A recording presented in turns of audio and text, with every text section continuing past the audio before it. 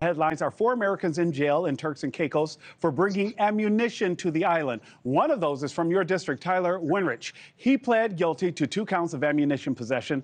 You went there and met with Tyler. How is he doing? Well, he's obviously very concerned. He's been held for over a month now, and he had in the seam of his luggage something behind the lining that never would have been found, 2 stray bullets he didn't know about. Obviously, he emptied out his bag, cleared it out before he went through our own TSA, didn't intentionally try to leave our country with 2 bullets in his bag because he wanted to fly with his friends for a wedding celebration in Turks and Caicos. But he got into the island without knowing he had anything in his bag. He was trying to leave, and it was discovered. Had to go through the scanner 2 or 3 times for them to find out what was in the bag and where it was. He would have never found it on his own back home. And so what we're asking is for individuals like him, Americans who are being held, to be treated fairly and with discernment. There was no criminal intent. There was no harm to the island.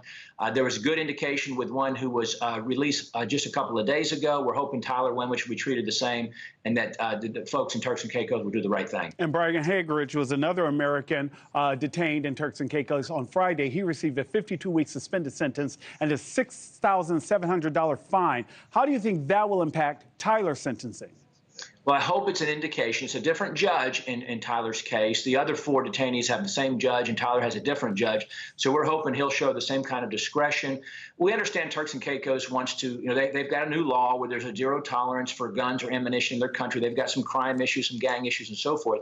But the unintended consequence has been American tourists coming there with unknowingly having a stray bullet or 2 in their luggage, being faced with a 12-year mandatory sentence. That's why we went over to advocate on his behalf. Hopefully he'll be released with time served, perhaps with a fine, as was done with Brian just a couple of days ago. And Mr. Good, I have to believe that anytime we have U.S. representatives in Congress headed over to talk to officials there, that weight definitely has an impact. Congressman Bob Good of Virginia, thank you so much for joining us, sir.